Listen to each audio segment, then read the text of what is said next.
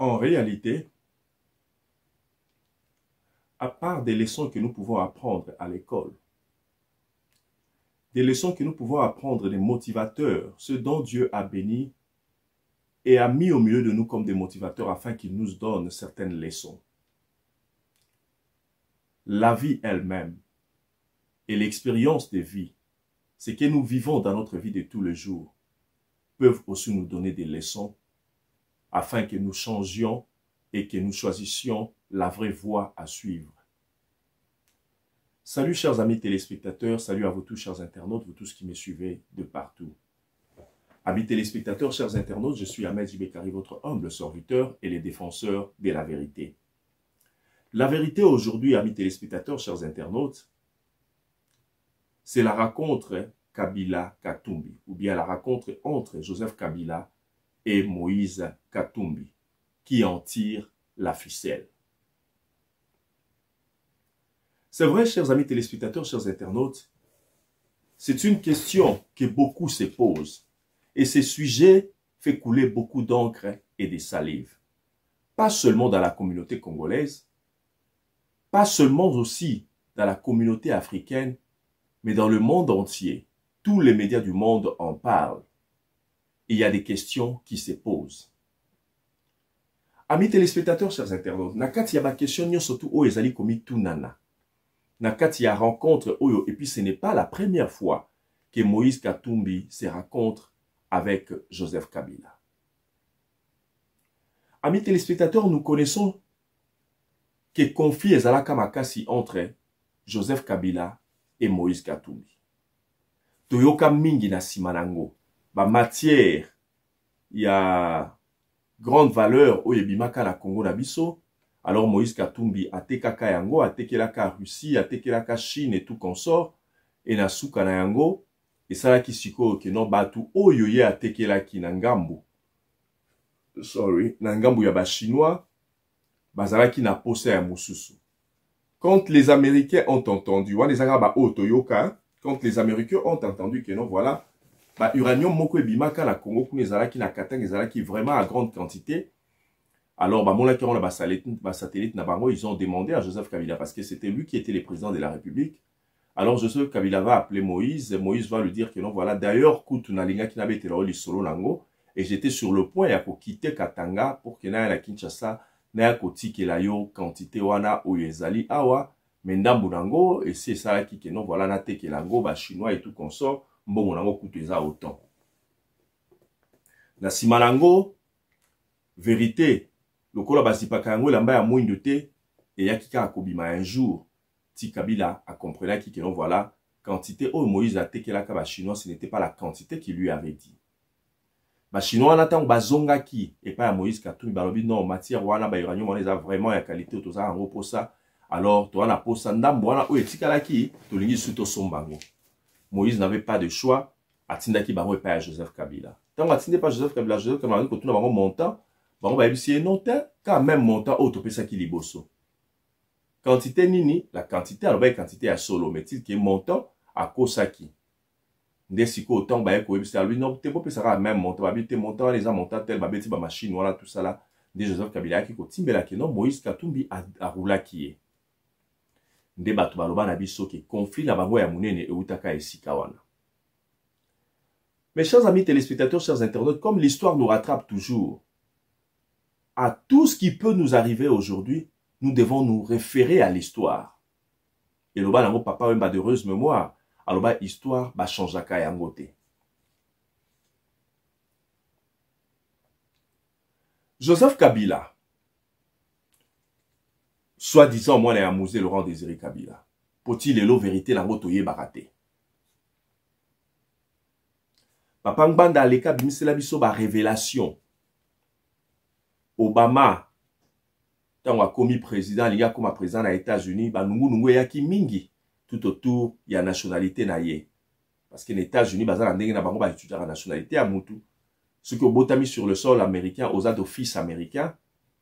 Mais maintenant, pour atteindre ba sommet ya mboka, to comme na ba niveau mususu na politique na bango, et là vraiment il faut zala vraiment vrai américain. Donc c'est-à-dire vrai américain pour na bango, ça oya botami na mabele na bango, to oya botami, ata botami d'un parent américain ou bien parent msoaze kolo mususu, mais ceux qui a botami sur le sol américain avec un parent américain, aza pédophile américain et oyo wanande akoki ko atteindre les sommets de l'État.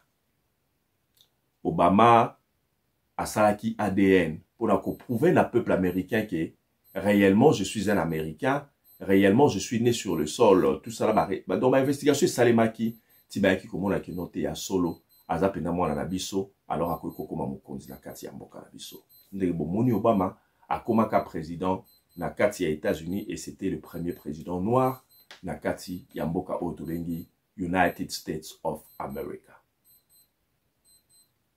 Amis téléspectateurs, chers internautes, mais pourquoi est-ce que jusqu'aujourd'hui, tout ça toujours dans ma contentieux à nationalité, il y a Joseph Kabila na bandeko na ye? Ba indi se bima ki ebele. Muto Joseph Kabila loba ki li passa na ye. Et ko sala ki no li passa mwa botama na ville mususu, na mboka mususu ya botami na mboka mususu. Alors, etikali défaut moko boye ya histoire.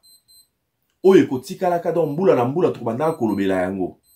Mais est-ce que zalaki na problème dans Joseph Kabila pour approuver les Congolais, le contraire, afin que akende kosa la ADN pour katalisa biso que réellement azali mwana ya musée to longola biloko oyo nso tozalaka nango na mutu ba point d'interrogation ya minene tozalaka nango na mitu to longola yango une fois pour toutes ba mitema na biso ba esprit na biso ezala apaiser pourquoi toyeba ke non voilà même si akolongwa pouvoir to même si ndenge lelo oyo aza sous mokonzi te mais toyeba au moins ke non voilà il était les nôtres to longola ba doute na makambo wana. On se pose la question, qu'est-ce qu'il y a de plus difficile dans Joseph Kabila? Naban Lekonaye, entre autres, Daj Janet, Naban Lekone Moussousou, qu'est-ce qu'il y a? Et là, il n'y a pas ces gens-là où il y a que conseil la biso ADN pour que les lots où il va prouver biso le contraire. Tozongi li kambu ya conflit.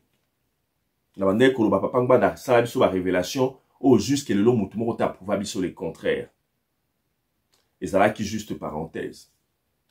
Conflit à Moïse Katumbi, na Joseph Kabila, et ça là qui on est comme qui va tension, ça là qui va casque qui va tout mi balé au bako kokuta na lisusuté. O ya bengi muninga Judas, mais tant va bengi muninga Judas, muninga vanda qui calmete. Qui avait appelé l'autre Judas? C'était bel et bien Joseph Kabila, o ya benga qui Moïse Katumbi Judas. Mais tant va bengi Judas, est-ce que Joseph Kabila kangaki nani Moïse Katumbi kangaki munoko nae alobelo côté to a répondaki na Joseph Kabila. C'est vrai, je vais vous dire qu'il a répondaki. Mais tant a répondaki na Joseph Kabila, réponse nae ezalaki nini. Amis téléspectateurs, chers internautes, bolanda vidéo onazote labino ndetozo akozonga encore tout à l'heure. Restez branchés. À vous qui ne vous n'êtes pas encore abonné à notre chaîne YouTube qui est Congo International, vous profitez de cette occasion, vous qui vous abonnez massivement, vous allez vous partager na ba amis, famille, pe connaissance tabino, parce que makamba boye, okoyo kango yo mon côté. Oeza ba archive. Amis téléspectateurs, je suis le rare journaliste oyo nazana ba archive qui makambo belé na loba, lelo oyo batu ba pe sa anga raison. Entre autres, eza sujet na bisoté. Mais tant le président de la République actuelle a kotisaki la RDC na ba communauté de l'Afrique de l'Est, j'ai une vidéo ezaliwana na chaîne YouTube Obabengi Proudly African TV na lobaka yango parce qu'à l'époque chaîne Obozota la au Congo International News ezalaki bloqué alors ezalaki presque une année alors to bandé ko tsabe miso to ça qui chaîne mususu ya sika est-ce que la bandé ko tsabe miso ba archive ezaliwana na tunani na mukonzambo ko ko tsabe miso na makambo yo po na nini. Il y a même des articles sur notre Facebook qui se nomme, qui s'appelle plutôt Congo e-News. Na Facebook, na biso, article, d'ailleurs, on a mon article, et ça linga passe, nabi. Oh, au moins, nous avions laissé des traces. Un jour, le Congo parlera de nous. Mais relevé la biso en bien. Parce que, bakoba, muto yo, amonaka makambo la musika. Aebisaka pe mukonzi amboka. Et nous savons que ma service est allé wana musala nango ezali pour la kotaklaka babiloko onyo surtout baye babaloba kini ni baloba kini to yebi keno e komela pe mukonzi que jamais on pouvait adhérer la RDC na ba communauté de l'Afrique de l'Est parce que etondabi na batuti alors que biso toza ba bantu batuti ona bazana ndenge na bango ya voir les choses et bakoki jamais kolinga biso lelo to suki wapi. Amis téléspectateurs, pour l'enquête de Moussikate, parce qu'ils ont le quoi toujours dans sujet parce que ma cambo belé nous les autres nous sommes comme des livres. Ceux tous le babouement ma cambo ils y a à gauche et à droite banini donc na moli moisa koya ils ont singa kino to lobelango kaka parce que to éviter mko nini surtout koko ya kovanda pour que to lobela yango. Mais boyo qui déjà mon ndambo na bota la vidéo boyo ka réponse ya Moïse Katumbi na Joseph Kabila ndé tozo a kozonga encore tout à l'heure. Merci. Sur la même liste là, je n'ai pas vu des Tanzaniens. Je n'ai pas vu des Tanzaniens. Parce que nous connaissons, il y a des Tanzaniens. Si réellement les gens sont conscients de ce qu'ils sont en train de faire, on devait avoir des Tanzaniens sur la liste aussi, parce qu'on l'a vu dans Bloomberg. Donc, on cherche à nuire à d'autres personnes. Bon, moi, je suis né au Congo. Tous ces gens qu'on est en train de vilipender au Congo, moi, même l'œil d'accoucheuse là, elle vit encore, heureusement, elle n'est pas encore morte. Les gens m'ont vu grandir, jouer au football à la cité, aller à l'internat. J'ai des amis avec qui j'ai étudié. Mais il y a des gens qui sont venus nous rejoindre au Congo. Nous les avons acceptés. Donc, je suis congolais. Vous savez, il faut qu'on donne la chance à tout le monde de s'exprimer. Il ne faut pas utiliser l'État au détriment des autres. Parce que moi, j'avais ma carte d'Isaïr, la carte verte avec flambeau, j'étais en train même de la regarder aujourd'hui. Mais les gens qui étaient en Tanzanie, ils sont rentrés avec quelle pièce d'identité? Moi, je me pose la question.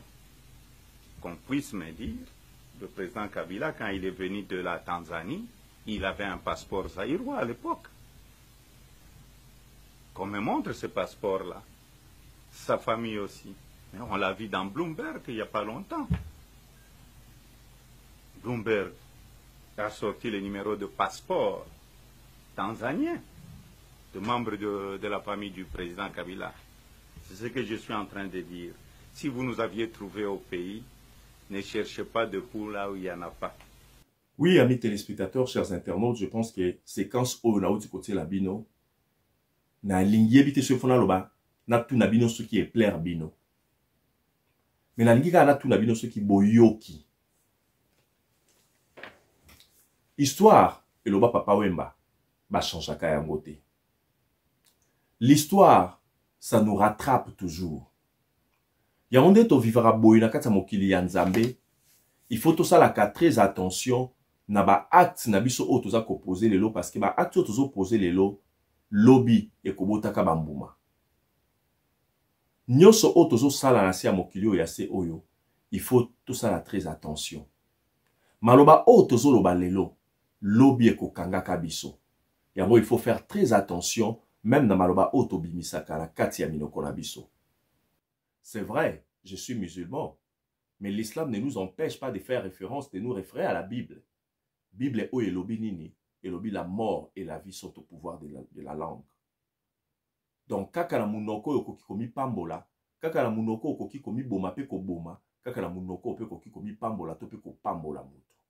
Sikoyo Moïse Katumbi oyo wana, na Moïse Katumbi oyo ya lelo, baza deux personnes différentes ou c'est la même personne? Est-ce que Zaka Moïse Katumbi wana ya ancien gouverneur ou ya Bebanaki na Kabila to ezali Moïse Katumbi mosusu ou ya Jujaki Kabila des Tanzaniens ou ya lobaki que non moi je suis né ici en République démocratique du Congo ba misusu to yebite soki babotama wapi ngai même nazalaki na carte d'identité na nga oyo ya vert nazalaki kotala yango même lelo mais ba misusu to yebite soki bakotaki na carte d'identité nini bayaki na identité nini tant bakota ki na Congo parce que bisoto yamba ki bango plutôt ndima ki bango parmi nous. Est-ce que ça Moïse Katumbi mususu? Pourquoi il faut blaguer comme ça avec tout un peuple? Le peuple congolais que vous aviez connu hier, ce n'est pas le même peuple congolais d'aujourd'hui. Celui d'aujourd'hui n'est pas dupe. Celui d'aujourd'hui n'est pas lâche. Celui d'aujourd'hui n'est pas inconscient de tous les actes de nos politiciens et politiques. Donc, il ne faut pas considérer les peuples congolais comme des idiots qui n'ont pas occupé la bangote, bango bossa na kambango, ne bato balobaka. Au Congolais bossa na kambango, oui, ils ont langage to lobaka. Mais est-ce qu'il y a solo penda Congolais à Bossanara Mbangu, père Bossani à Tiki Nae? To peut-être Congolais à Mouta sentiment, peut-être par rapport à bas sentiment, na ende Alexa Maka Moussoussou. Mais est-ce que réellement à Bossanaka Mbangu? Ceux qui Congolais à Bossanaka Mbangu, mais n'a pas Congolais. Parce que Congolais, ouais, ko kundele la bino vidéo, pour kati la bino lelo, et ça Congolais Moussoussou. Oui, c'est vrai, to cause un genre, moi, ya Congolais te. Mais boye bango que non, ba Congolais le kolanga, ou ba bomba kaba archive. Ou ba luka kaba fouya kaba archive de sorte que non voilà enfin que ba yana ko bibisa yango pour saboye pour na kotali sabino makambo oyo maleka na oyo eza ko sele malelo pour tout ça la comparaison totale à ceux qui réellement bateau bazolo bango de la sincérité de leur cœur to bazolo bango kaka pour leurs intérêts personnels et égoïstes. Amis téléspectateurs, chers internautes, boyo kibino moko Moïse Katumbi denga zo juger Joseph Kabila des Tanzaniens.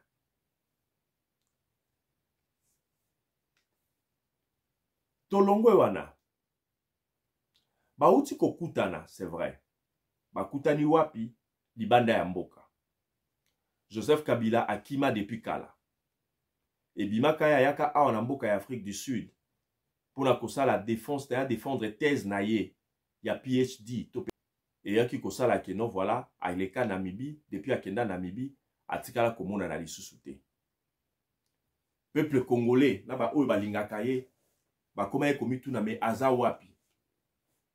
Jusque lelo, toyebite ceux qui azalaka wapi. Avant d'aka na Namibie, avant d'aka na Tanzanie, avant d'aka na Rwanda, avant d'aka wapi, na Potope, bakangela ye déjà ba porte depuis kala donc akendaka te, akendaka kaka ba pays ya Asie, et puis en Afrique du Sud, na ba mboka oyo ya Afrika. Joseph Kabila avant d'aka wapi. Adresse na ye yebanite. Mais baki kutana wapi na Moïse Katumbi, bakende kokutana na Addis Abeba na Éthiopie. Il y a encore des questions à se poser là-dessus. Pourquoi est-ce que Éthiopie, ou bien l'Éthiopie les a reçus? Éthiopie kuna ezali place siège ya Union africaine ezalaka. Et sika oyo bango pe, soi-disant, balandelaka makambo oyo ezali kokende na limemia. Ça veut dire que ndenge bakoma ko promouvoir démocratie, pe droit de l'homme, il faut bango ba soutenir nyon surtout oyo ezali na nzela ya droit de l'homme pe na ndenge ezo respecter ba norme ya démocratie nde yango eloko o bango bako soutenir. Mais bae ko yamba bato wana mibale. Na kati na bango mibale za na moko oyo mokonzi ya mboka lobaki ke non voilà ye azali donc papa topé initiateur topé mokonzi ya AFC oyo ya nanga ezande ye. O bato baseka ba borderline. Siko comment se fait-il bango baki ko kanga ko yamba mutu oyo aza ko se prononcer ouvertement te que non aza na sima ba rébellion oyo ezo memela biso ba nungu ezo memela biso bato na kati ya mboka bango bakei ko yamba ye et puis baki ko yamba Moïse Katumbi oyo abima ki paye pe lelo to yebite ceux qui akei pe exil ceux qui pe ndenge nini to yebite baki ko kutana kuna bango mibale. Je disais tout à l'heure que Zambala liboso te bakutana. Mais mbala ya boni pour que bakutana parce que na ba raconte la bango on nous dit ici que non voilà basali raconte moko il y a 3 jours. Mokola liboso bakutani ba se serema lobi nango bakutani ba sololi mais ezambala liboso te torokoma na o wana ya lelo o torokoma. Première fois bato mibale après avoir kokabwana na bango binemi na bango tonga ba mikangisaka binemi biso ngai na bino tozalaka te meto yo kaka. Bayaka kokutana na 2022 na mois de mai. Vous vous rappellerez de ces dimanches, bota la image wana na zotiela bino. Vous vous rappellerez de ces dimanches 22 mai na cathédrale na Lubumbashi, là où ces deux personnages bakendaki kokutana pour ba réconcilier. Ba réconcilier sur quoi? Po biso toyeba ki babeba ki na ndenge mosusu. Mais ba réalité, to pe ba vérité ya kobeba na bango, bango moko ka mibale mutu bayeba ki yango. Et on ne sait pas ce qui na ngambu ya Moïse, ba o bazaki na Moïse Katumbi, na ngambu ya Joseph, ba to bazaki na Moïse na Joseph Kabila. Ce qui bayeba ki réellement makamunini o ba patron na bango babeba na kanango. D'un coup, tu es comme on a terre, ba sango ba kutani si bango la cathédrale, mais Joseph Kabila apesa qui est toujours la place des marques de bota na ba image wana avant d'aki liboso batie penda à l'écart bazo considérer Mukonzi bien cassé à Longwa qui déjà depuis 2018 batie na place des marques et na sukarango basala ki ba accolade bakutani o bayokani. Siko tomi tuna question. Tangu bayokani wana bayokani attend que les deux katangais parce que etambola ki na ba réseaux sociaux ba biso que non la réconciliation katangaise.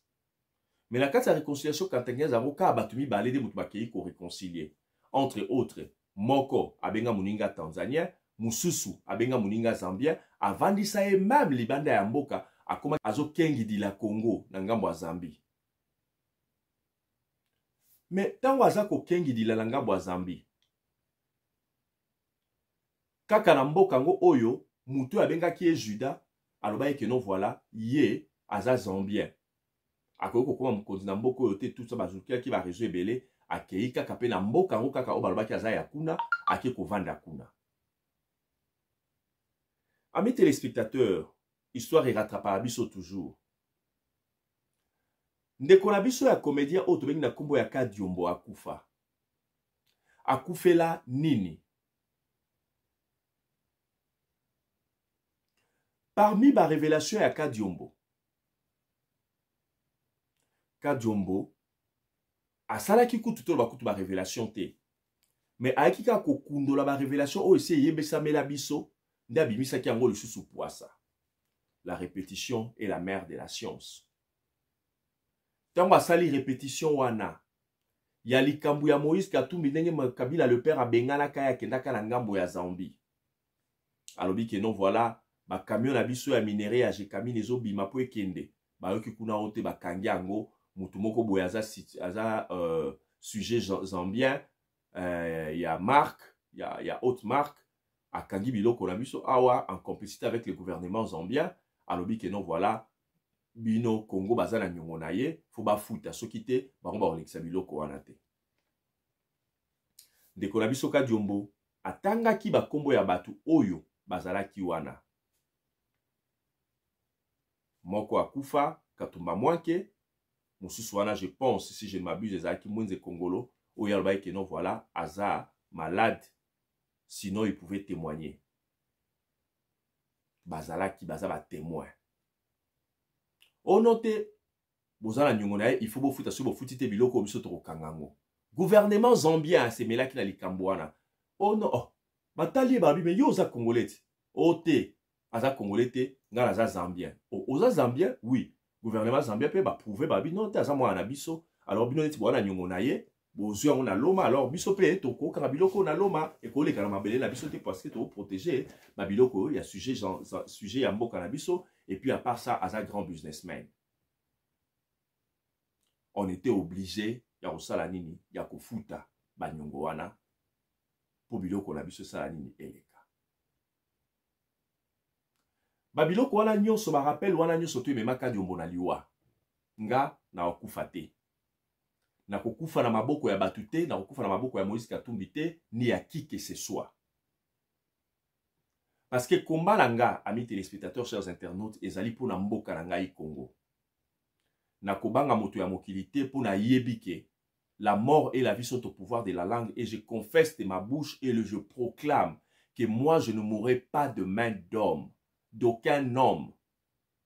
Ezala mutango aza spirituellement fort ya ndenge nini. Ezala coopérer na satana yemoko tona angelou pour a otenga vie ngala kokufa te. Na liwa oyewuti na maboko ya batu.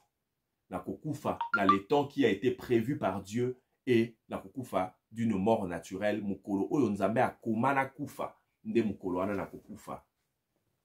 Kasi soki mutamokila lubea lukanga ezala na munduki, ezala na mbeli, ezala na nzela ya mai a ensorcelenga, ezala na envoûtement, mutu moko te ya mokila kokobo manga je le proclame et je le confesse.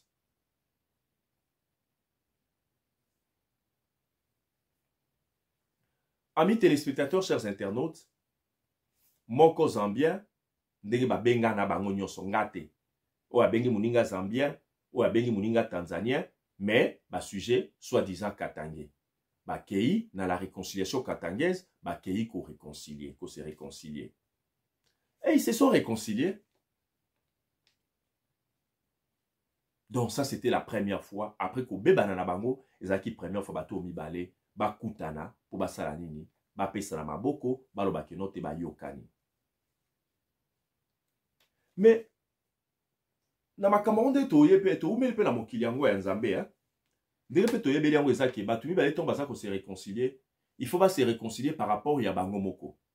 Mais ezala te ke no baske oyo azalaki ami na ye.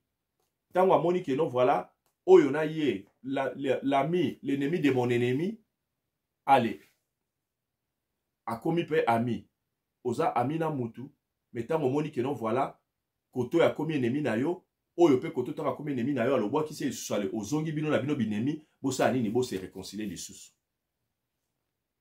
On ne se réconcilie pas par rapport à la relation oyo au komi ou tu ko perdre na mutu mususu olobite na rattraper yango koto. Ce bato aza on se réconcilier faut se réconcilier par rapport na bino moko. Te ah maso pena ki masa na biso de zaki makasi bo elo ni ebebisa biso. Ah elo kamuke we vraiment ekabola biso. Ah te qu'on mette un peu d'eau dans le vin, qu'on verse un peu d'eau dans notre vin, et puis tout ça, ni to vanda to yoka. Mais non, bokomi ko yoka na po ani po moni muto yo akomi ennemi ya mutuana, et que mutango pa komi ennemi na donc muto aza akomi ennemi ya ennemi na yo, mais yo pe siko za ki pe ennemi, molobi te to bwa ki siko ki ennemi na biso neti biso mbale to komi na ennemi commun. Alors to bwa ki sama mona biso to bongisa la biso kaka. Et bozo bongisa po na nini? Pour bossa la complot yango bossa la yango contre mboka. Nde sika naza ko benda peuple congolais matoi. Zambia na Tanzania ba se réconcilier na Katanga lokola ba Katange. Ba se réconcilier pour na bango mon côté, mais ba se réconcilier pour ba comploter contre la République démocratique du Congo. Yango pe to moni fruit nango lelo. Amis téléspectateurs, chers internautes, chers Congolais, bino ba oyo, to biso ba oyo tozali ba Congolais ya solo. Il faut to tia eloko moko na mutu na biso. Ba oyo toza ba Congolais ya solo, to ana mboka mususu te to aka na Congo. Congo oyo esengeli na biso to protéger. Congo oyo, révérend David Ekofo aloba na biso, que soki un jour, liboso ya tribunal en Nzambe, faut ba tuna, ba rendre compte sur les sorts de la République démocratique du Congo, bakotu nangote ba sujet zambien, bakotu nangote ba sujet tanzanien, bakotu nangote ba sujet rwandais to ougandais, bakotu nangote ba Kenya, bakotu na yango nzamba akotu na yango kaka na oyo aza congolais. Po akoloba na yo, na pesa ki bino mboka, na tolisa ki yango na nkita. Bino bozala ki bana ya mboka wana ya solo. Qu'est-ce que vous avez fait pour na Congo wana? Na sopa ki badon ebele, na sopa ki mapamboli, bo salela ki yango ndenge nini, bo gera ki yango ndenge nini, nzamba kotuna nde na biso oto za ba Congolais. Bataba tanto plutôt wana, nzamba obeta bango kara na tina otula monte parce que nzambe pa nzambe tanto plutôt ya la raté. Nzamba yebi ke oyo aza ya Zambie, oyo aza ya Tanzanie, oyo aza ya Rwanda, oyo aza ya Burundi, nzamba yebi. Alors l'exaka batu na mulongo ale bino ba Congolais ale boya koto. Bino na pesa bino Congo, ba benga bino scandale géologique. Qu'est-ce que vous avez fait de tous ces scandales, géologiques? Vous savez na nini? Tandenge bozo vivre, tala bambouteillage na mboka no, tala salité, tala boye, tala nini, bozo vivre la pauvreté, alors que bota la photo na mité spectateur na zoti la bino wana. Donc ignorance. Tovandi likolo mboka moko boina senkite tondi ebele, mais biso ba tovandi likolo tovandi na village, développement exact, sous-développement kututé, en voie de sous-développement. Tozo nyokwama. Mais alors que na se, esika tovandi, esika totoki bandako eza même pas ya kitoko. Esika oyo, soki mbule beti, moyeto lekezate, koure zo kota na mai bato mususu azo leka place wana koure ezali ya yebite, ale, akomi électrocuté à koufi. Na se na biso, etondi na nkita. C'est à nous que Dieu va poser des questions. Et c'est nous qui rendrons compte au devant du tribunal de Dieu. Donc ça veut dire que toko sakana na mboka na bisote. Soki batu ba sakana nango tozo reconnaître que baza ya bisote. Na biso moko o toza ya mboka wana toko ko sakana na mboka te. Pourquoi? Parce que eza mboka na biso. Mutako uta libanda aye ko sa n'importe quoi na ndako na bino. Mais bino mo ba kolonda ko botala, ah mais muto sa bwendeni, ah Ah, te, beaucoup n'a jamais beaucoup apporte. Mutu alibanda, à côté yango, pakoli yango salité, à sali ndenge nyo surtout, mais yomo kolonda kosani ni musana wezawana, pota leskani munguna kota ki a BBC yo fosani obongisa yango. Rappelez-vous de l'histoire de la Bible, batuni bale bazo wele la moana. Mukonzi ya sage ye, alobite, mono bozo wele ebo aza mwana moko. Parce que bino batuni bale bozo wele o alobeza mwana ngo alobeza mwana nga siko nazo yeba pete. La période on a certainement bazaki na ADN te. Pour savoir comme tous na ADN te, tous na elo ya prouver te so azamo na nani, to kabolaka mona ngo katikati yo zo parti moko muto zo parti moko. Musuzu ah te ya solo ya mukonzi, salaka bongo kaka salaka bongo. Atali bongo yo lobi nini. O te mieux faut ka apesa ka ye mobimba parce que na nyokwa mi na 9 mois tout ça la bani na ko ni matena perdre. Pour so kati katikati, donc ça dit ozo pesa biso bibembeti. Pour to ke ndo lia ngo akomi nyama to ke ndo lia to ndenge nini, pesa ye kaka. Mais vous n'avez mais na yeba kaza envie quelque part qui est aux angaye bisonyos. Donc on tali avec beaucoup de sagesse avec mon galobité zwa azamwana na yo. Congolais, vous comprenez l'ordinaire ça de place wana. Wanezala qui première rencontre na bango. Amis téléspectateurs, le 9 octobre, lors d'une interview, Moïse Katumbi dira ceci. A lobby, bota la photo a référence dans le labino. A lobby que non voilà, zo rappelé na Tshisekedi qui doit savoir qu'il y a une vie après le pouvoir. Moïse Katumbi, il y a aussi une vie à faire le pouvoir. Tu as été, ou bien vous aviez été, avec tout le respect que je vous dois, Ozalaki gouverneur ya Katanga wana, tant Ozalaki munene na ngonyo so va kabola lelo. Durant au moins 9 ans, qu'est-ce que tu as fait de cette Katanga, de cette Katanga? Au conseil qui bisote au développement au saliboye. Mais na souka nango nyonso, muto akoma ki na mbongo. Tavo koma gouverneur, na après ki gouverneur na yo. Na moment nini oyo mbongo na yo misolo na yo mataki makasi. Les Katangais nous disent, ce n'est pas tous les Katangais qui sont dupes. Ils nous disent que aux yeux au monopolisa qui va marcher nyonso, au commissaire yango pour l'intérêt na yo. Batu nyonso bakosa elsu marcha masango bakosa ate donc na ba petit commerce nyonso to benda ki yango nyonso to commis centralisé sur Yomoko. Il nous a convaincus sur un programme qu'il avait, mais quelle n'a pas été notre déception. Il est en train de museler aussi des journalistes, ceux qui ne sont pas avec lui sont ses ennemis, et il préfère des gens qui les flattent à la longueur de la journée. Mais il est quand même extrêmement populaire. Est-ce que quelqu'un peut demander... Non, il ne faut pas confondre être populiste et être populaire. Vous comprenez? C'est ça le problème. Il confond et le foot et la politique et tout ce qu'il fait comme tralala. Il le met ensemble et il pense effectivement qu'il est populaire. Le tournage de l'interview est filmé par un collaborateur de Mouyambo qui le trahira le soir même en transmettant ces images au gouverneur. Moïse fait immédiatement diffuser cette interview sur plusieurs chaînes de télévision locales. Le lendemain, à l'aube, ces fanatiques en colère convergent vers la maison et les bureaux de Jean-Claude Mouyambo.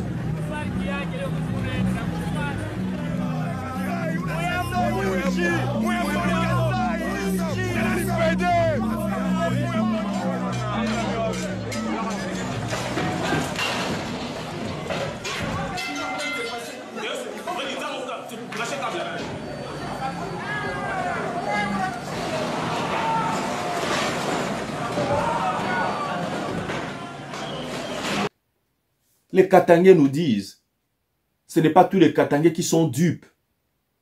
Ils nous disent que aux yeux au monopolisa qui va marcher nyonso au commissaire pour l'intérêt na yo. Batu nyonso bakosa elsu marcha masango te bakosa ate donc na ba petit commerce nyonso to benda ki yango nyonso to commis centralisé sur Yomoko. Oto linga kana Congo na biso to benga décentralisation yo linga ki yango te. Au centraliser nyonso na yo. Maintenant, ba pauvre maman, ba pauvre monsieur, faut bango nyo surtout ba kakote ke la yo biloko oyo zo fixé prix et puis yo moko zo te ke la bango li susu na prix oyo moko za ko fixe. Amis téléspectateurs, chers internautes, bolim d'ici, wana ezalaki to ebisaki bino oyo Moïse Katumbi le 9 octobre, il y a cette même année, donc c'est-à-dire il y a année 2024, à Loba qui va proposer un bimisaki contre le président Félix Antoine Tshisekedi Tshilombo, Otope Simbote et Sika Azali, Nalibota na Mobimba. Le 15 octobre de cette même année, Moïse Katumbi dira ceci. Il constatera qu'avec le budget de 500 millions de dollars, Joseph Kabila avait réussi à mettre fin au M23. Mais il dit, avec un budget de 2 milliards, Tshisekedi n'arrive pas à reconquérir les territoires occupés. Donc, vous voyez que Mutango oyo bande ko kengi di la Congo na musika. Mukonzango oyo akotisaki apesi même passeport pour que akota na kati ya Congo. Ndeye wana akomi kobwaki la ba jeton lelo. Et na sima ya kobwaka ba jeton asali nini akei kokutana lisusu na muto oyo ba se réconcilier na ye oyo azalaka meilleur ami na ye kala azongi lisusu meilleur ami na ye. Mais est-ce que azongi meilleur ami ya solo? Amis téléspectateurs, chers internautes, on a solo baboye. Bino bota la rende ba photo. Bota la ngate ngala na ngasie bogar. Bota la mingi ba photo o na zotie la bino. Est-ce que bozo mona ki non réconciliation wana, to ba rencontre wana, ba amitié wana, eza réel, to eza ba amitié moko boye ya intérêt. Tout kaka ki non l'ennemi de mon ennemi. Hein, l'ennemi de mon ami, azikomape ennemi nangai. Nde loko ba osa la biso yango wana. Où est l'intérêt de la RDC na makambo nyonso? Ba réconciliation na bango oyo, ba rencontre na bango oyo. Intérêt ya RDC eza wapi? Parce qu'elle n'a pas oublié, chers amis téléspectateurs, chers internautes, que na ba rencontre na bango, ba bibisi ba communiquer, joint. Il y a rencontre na bango. Ils n'ont mentionné la situation de l'Est et Sika Mokote. Na sorti na ye les 9, Boyoki Mambalobaki. Na sorti na ye les 15, Moïse Katumbi, Alobaki, au moins il a parlé de la guerre. Ma lobby guerre te na sens ya que non, voilà te solution, photo scoutana, Joseph Kabila, tout ça là que non, tout ce qui sa guerre wana 1-1. Awa beteka li solo que non, voilà moninga, budget zaki ya mukie, mais akoka ki kosili sa, bitumba wana. Mais oyo budget munene, azo kwati ko récupérer, ko reconquérir, ba territoire oyo, eza occupé. Mais amis téléspectateurs, c'est moi sima. Bakangaka Salomon Escadela, Salomon Kalonda. Na makambu oyo, ton bakangi na arme baye kokotsa na prison, toyoka ki non voilà, azaki mêlé, azaki en connivence avec le Rwanda et avec les M23. On ne sait pas par quel miracle les lots au Salomon Escadela a comme appelé libre et tozo blâmer les sous justice ya mbo kanabiso na peut-être na ebité to kobenga te pour l'acheter te pour na mokonzi ya mboka. Parce que ça papa ya bisonyo surtout mais to lobaka ke no motema ya pete oyo mokonzi ya mboka za nango bien ka lobaka ke no voilà ngala ko semeli la justice il faut justice à libre ça la musala na ye jusque le longa la lukana ye be longa ba congolais mususu Salomon Escadela zonga sous libre ndenge nini muto ba kondanaka verdict ebimaka mais le lo oyo zonga libre a commis les sous sénateurs avec des immunités. Oh mbokoto ke nango wapi. Soki bakangi bras droit ya mutu munene lokola Moïse Katumbi. Est-ce que Moïse Katumbi aza mêlé na makambo wana te? Ezaka question toza komituna. Po mukonza mboka loba ke Kabila yende mutazana sima makambo wana. Yende kutu pare na yango. Est-ce que biye Moïse Katumbi aza na kati ya makambo wana te? Alors que bras droit na ye bakanga ki na makambo yango. Par quel miracle batika eti akoma lisu sénateur lelo ngala binoto mituna. Mais soki bakangi bras droit. Kotoyo moko aza bras droit na ye. Kote kuna moko aza meilleur ami na ye, basala réconciliation. Est-ce que ye pe aza na kati te? Amis téléspectateurs, chers internautes, tozali koko bapoto kende na suka ya masolo na biso ya lelo.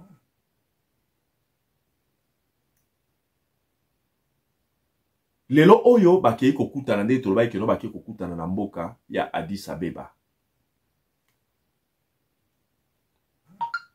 Ponanga Naba oba kansande monanga. Toujours condamné d'abord à Addis Abeba pour les avoir acceptés.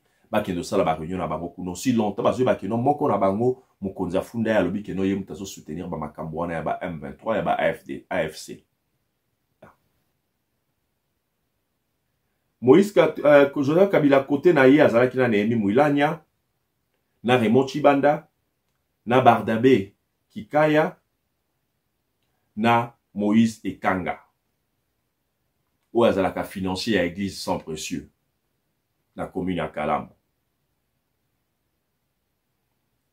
Côté ya Moïse Katumbi azalaki na ouna outu kotangela bino tout à l'heure. Les prisonniers devenus aussitôt libres et sénateurs devient sénateur. Salomon Kalonda o babengi na kombo ya Escadela. Bazalaki na Olivier Kamitatu et puis na Hervé Diakese. Wana ba o bazalaki na Moïse Katumbi. Na kati ya ba réunion na bango bakende kosala mutu na mutayaki na batu na ye. Mais makambo esuka ki boyete amis téléspectateurs. Nous avions vu la vidéo qui circule de la fille de Moïse Katumbi.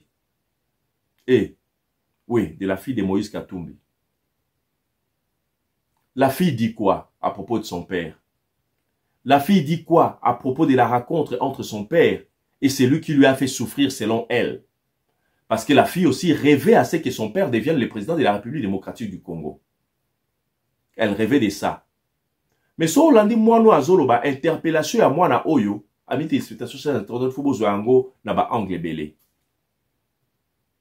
Sur le plan spirituel, c'est comme si la fille constate ou bien a constaté que papa naye nenga rata pouvoir na 2020 donc nenga rata cause à la candidat en 2018 wana. Donc ça veut dire que pouvoir et les cas libela a otika lisuko kuma mukonzi na mboka wana te. Soko landi maloba ya fille au matin à dimension mususu ya likolo oko comprendre que la fille dit que mon père ne sera plus jamais président de la RDC parce qu'il avait déjà raté l'occasion.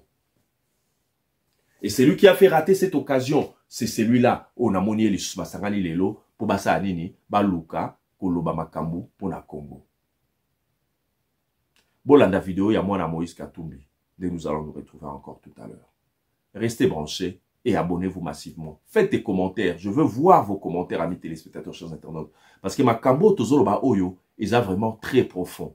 Ils ont très profond. Et image Oyo, émission Oyo, kotika la archive. Boko talaka, boko reire talaka, boko kanisangai, na Makambo la zoe bisabino lelo. Tofungola misu, pe tofungola matoi na biso, tozala vigilant, parce que Congo, ils ont biso nyonso. Ba Oyo bazo kosana boy. Bazo ya po ba kosa biso. Intérêt à Congo eza na kati ya makambo na bango wana te, mais plutôt ba intérêt na bango personnel. Nde yango bazo luka ba protéger. Bolanda vidéo ya mwana Moïse Katumbi. Nde tokozonga lisusu. Aujourd'hui, je me réveille, je vois mon papa avec la personne qui a bloqué sa vie, qui a bloqué le processus d'être président de la République démocratique du Congo, que je nomme Kabila. Moi, j'ai pété les plombs en 2018.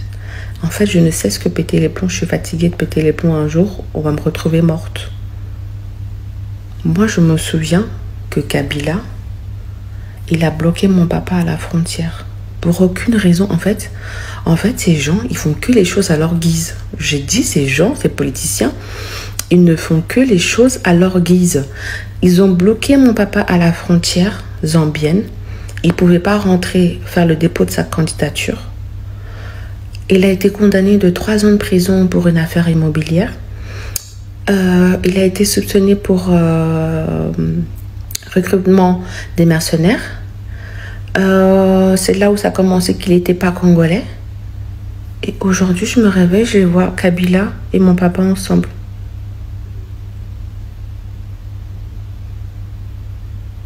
Mais si mon père n'est pas président de la République, c'est à cause de Kabila.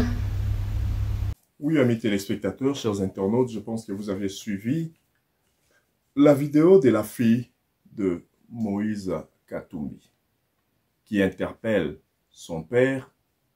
Et cette interpellation, c'est aussi une interpellation pour nous, les Congolais.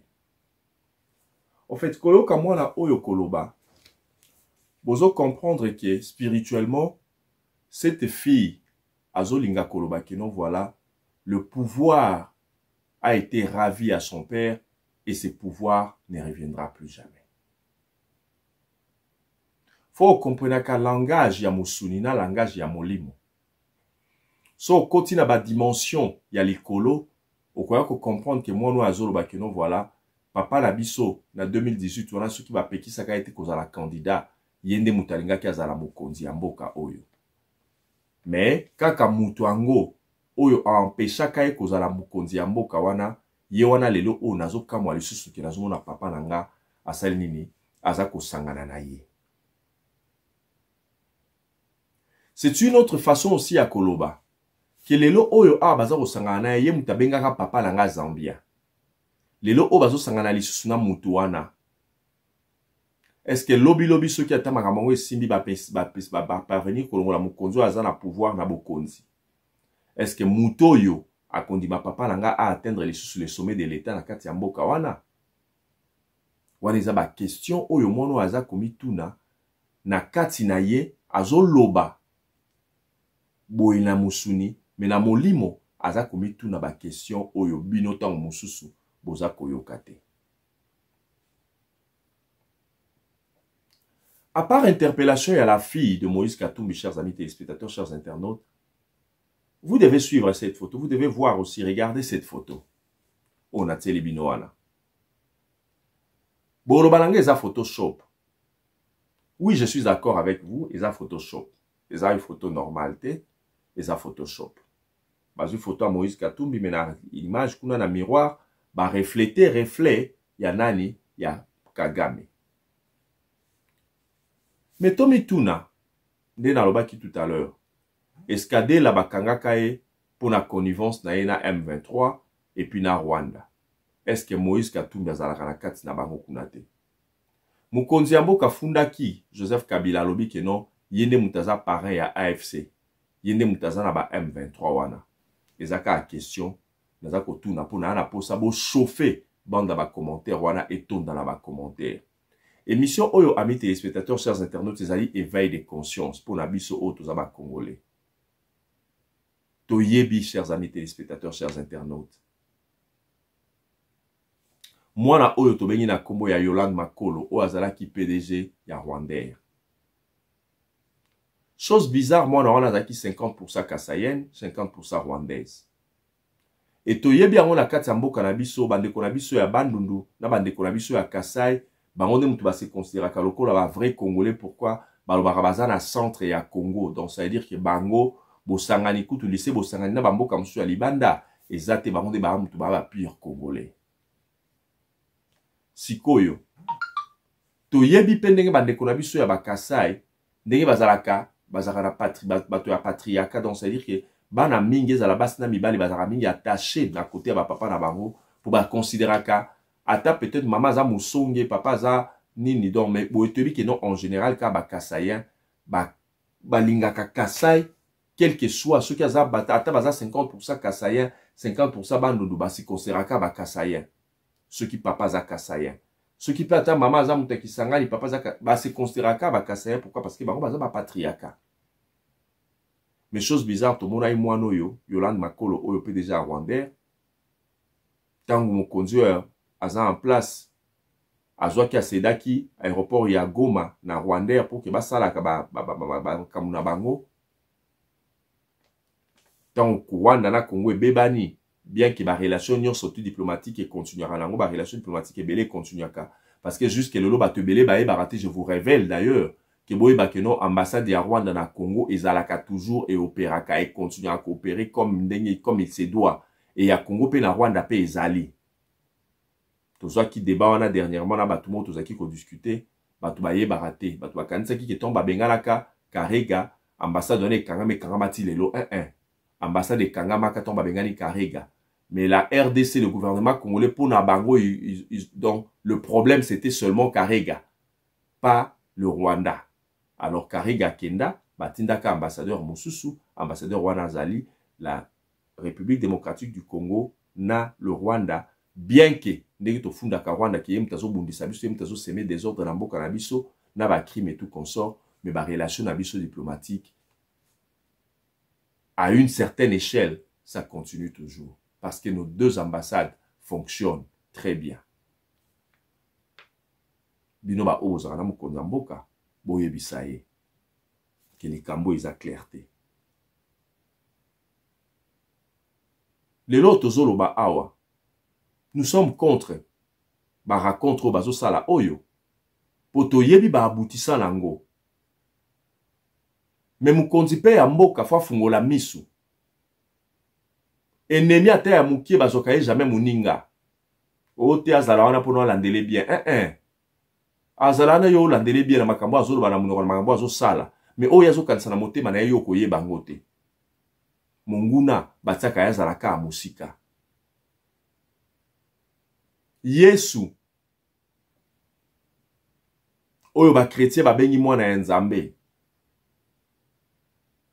Alobaka na Judas de son vivant même. Alobi ke pona ye, il fallait même pas kutu abotama. Alors que toyebaki ndenge bikomama na Bible qu'il fallait qu'une certaine personne atteigne à Jésus pour que Jésus akoufa pona soi-disant humanité. Donc ça veut dire atezaki Judas te fallait ala mutu moko boye kaka asteka Yesu pour que makamwane kokisama. Mais pona ye Yesu alobi qu'il fallait même pas kutu abotama par rapport à son sort, par rapport au sort qu'il attendait. Jésus a dit que pour lui, il ne fallait même pas qu'il naisse. Ça veut dire ennemi. Ça veut dire muto akosalanga mabe. Il fallait même pas kutu abotama. Yango ya biso eza nini na Rwanda ngo. Bokata relation, bokata raté, bokanga frontière, bokanga raté, bokanga ambassade wa pour quelques jours après ambassade ngo fungwa mo changer ka mutu. Mais makambo nyo se selema akuni ezaka ko salema. Mais ezalaka nini en réalité?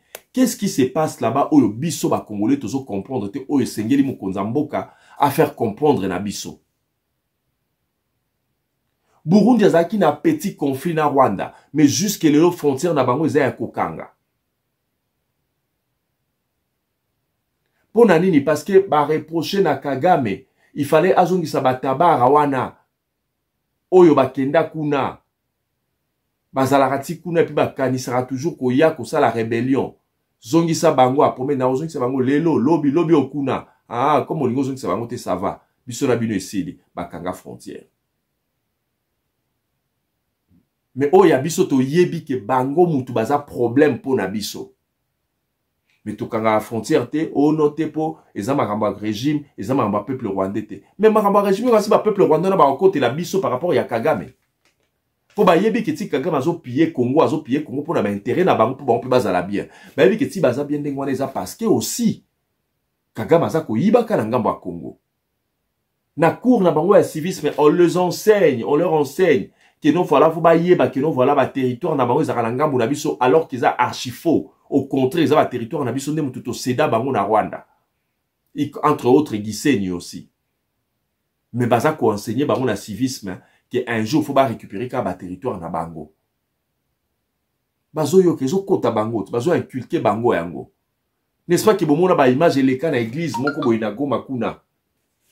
Osika pasteur rwandais ya tuti aza ko te ya ba tuti na ye mususu wana aza ko yebisa bango que non voilà ndenge bango bazala bazalo ko peuple juif. Iska nyusu bakendaka so bakomi ne bakoma na Congo et bakoma na Congo pour un objectif bakoma na Congo na tine eza nini accident ya histoire te mais ne baza wana banini batikali ba otikala wana il faut ba conquérir banini bo to mona yango te biso nyonso ceux qui biso ba simple citoyen bo to mona yango a combien plus forte raison ba service à renseignement pe ba konzo baza ko kambela biso mboka. Amis téléspectateurs, chers internautes, pour la kosukisa ndeka tolobaki ke nani yango azo tirer la ficelle na boyokani to pe na ba raconte o ezali ko salema entre Moïse Katumbi na ka Joseph Kabila. Eza ba romi balem to baza ba tireur de ficelle. Et baza ba tireur de ficelle, ce n'est pas la RDC qui tire les ficelles, mais plutôt bango moko bi balé ba deux personnages wana nde baza ko bunda. Ndenge bazo sala ndenge nyonso pour que babundisa mokonzi ya mboka oyo azali en place pour na ba intérêt na bango personnel, pour ba protéger ba business na bango, pour ba protéger ba affaire na bango, ba protéger ba mbongo na bango oyo eza na mboka Congo. Mais en réalité ce botali malamu bon mona bato yango wana ya ba douter wana ata ba investir na Congo, mais ce botali malamu bon mona ki ba grands investissements na bango eza na Congo te, eza libanda ya Congo. Bolanda te ote asala bilanga zo tekela biso masango awa. Bolanda te ote asali soki kitu wana zo tonga soki nini wana tonga soki nini. Ce botali malamu bon mona kaka no ba grands investissements na bango eza na libanda, mais na kati ya mboka na biso eza ba investissement ya muke pour ba brouiller piste. Tozo mayele. Biso ba misusu to wana ba mboka mususu te. Bon mona ka Moïse Katumbi ami téléspectateurs chers internautes. Na yini yete. Mais toujours ba makambo eza ya solo. Ce qui mwana oyo to bengi Yolande Makolo oyo. Na conflit en amoni conflit Congo na Rwanda zo simbate. Ye mutu papa za kasaye mama za rwandaise, mais elle s'est penchée du côté de sa mère. Atie ba avion lobi ba ndekonyo so ba Rwanda ba za na Congo o ba mbase se sentir en sécurité, ba ya atie ba avion ba kota ba zonga na Rwanda. A combien plus forte raison Moïse Katumbi oyo akenda ko funda biso pe ba kokone ya ba juif. Alobi ke to lingi azo pouvoir na Congo te akoma mukodi na Congo te. Mais pour la nini akenda ko funda biso pe ba papa ya kito te. Pour la nini akenda ete pe ba sage o ba za na kati ya Lubumbashi, o ba ebi secret à Lubumbashi. Mais pourquoi il est allé nous accuser chez ses grands-pères qui sont des juifs? Est-ce que Moïse Katumbi peut oser à kokende ko meka kokoma président na Israël? Pour la nini te akende na Israël, pour la nini te akende na Zambie kuna esika akendaka kofunda biso bakangi ba biloko na biso ya jekamino na pour la nini akenda kofunda biso kuna te. Mais il a préféré akei kokoma président kuna te plutôt. Kofunda ozo kende kofunda kuna. Ok kofunda lelo na Zambie, ok kofunda lobi na Israël et pas ba juif. Mais pour na okoma mukonzi doza pour sokoma mukonzi na Congo. Pour biso ba Congo ba congolais ba zoba. Pour biso ba congolais so sangisi biso maele na biso nyonso, biso ba congolais nyonso na kati na biso nyonso. Ata compétent moko azate o akokoma mukonzi na mboka wana pasali makambo emonani. Il faut kaka ba douter, il faut kaka yo okimi Israël, okimi Zambie, okimi nini boye, olingi okoma kaka mukonzi po okamba biso na mboka Congo ndenge mwana na yo paza kolela. Amis téléspectateurs, chers internautes, c'est par là que je mets un terme à cette émission qui était pour vous un éveil des consciences. Nous les autres, nous avions déjà éveillé notre conscience. Ça reste maintenant à vous, les autres,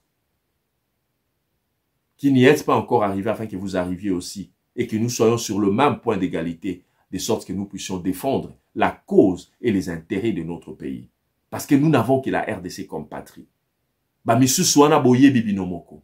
Bazana bamboka na bango ebele. Ceux qui le simbia ata okende boy, ceux qui simbia ata okende boy. La preuve en est que le lo ba libanda. Tant ba libanda na ba passeport o bazo tambola nango. Ba passeport wana eza ya mboka nini? Pour passeport expiraka. Alors tozo mayele.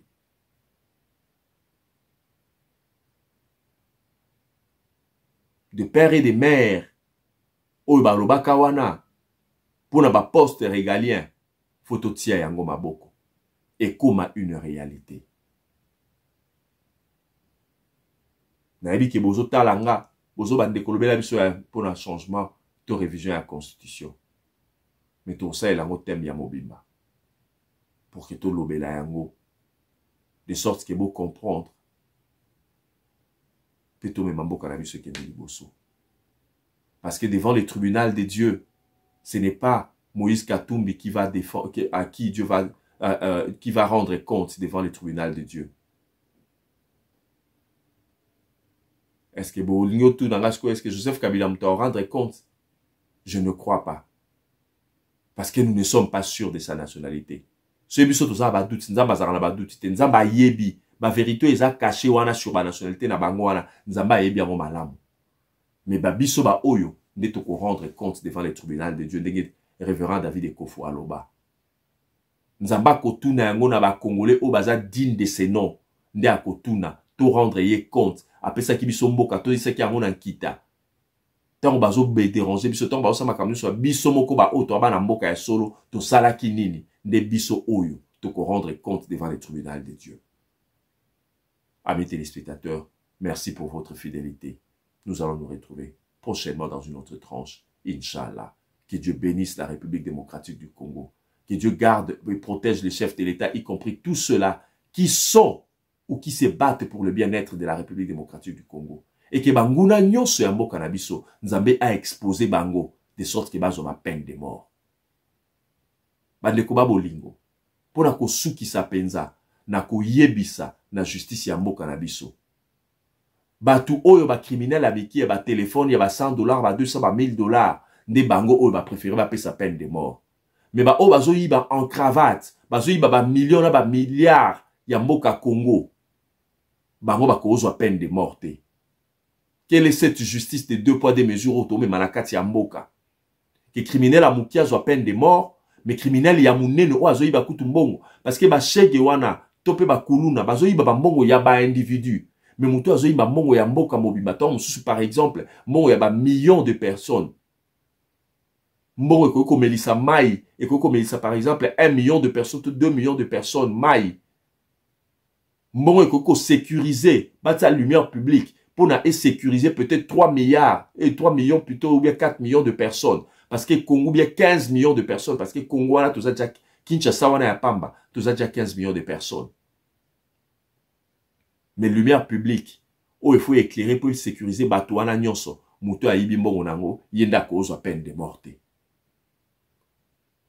Muto ayibi mbongo ya ba travaux publics bozo protéger o tetos de la ceux qui basali remaniement nde na sima na nde to longola ye mais pour na moment oyo tala kaka so bolobi to longola ye awa ndenge zana to sto kangi aflaga monsieur to longoli bango bazaka ba minoritaire ba osani ba osala mobulu donc to komi ko tambusa mboka na ndenge ya kobanga ka ba individu moko boye loi ekoki osala te siko place ya loi eza wapi soki loi ezosenga kokanga mutu me bino siko note biso ba chef ba président ya ba union sacrée to ba bosali réunion ba ata ba parlementaire ba misi raison ba misi nini sort mususu pona mutu wana mais bino comme boza ba président ya ba union sacrée yango bino faut bo protéger bosala nini bosali réunion mususu ya butu po boloba ke note mutu ngo batika ye kaka to tsele na se justice etela ramutelo na sete justice ezalaka otie to tie. Mais il y a côté la naseboye, auto zélatita ou remaniement. Donc ce remaniement est limité, va garder kawana, mais malgré nyon surtout va prévenir ce bozanango. Batambusa ambo kandenge wanate. Nous allons nous retrouver prochainement. Bye bye.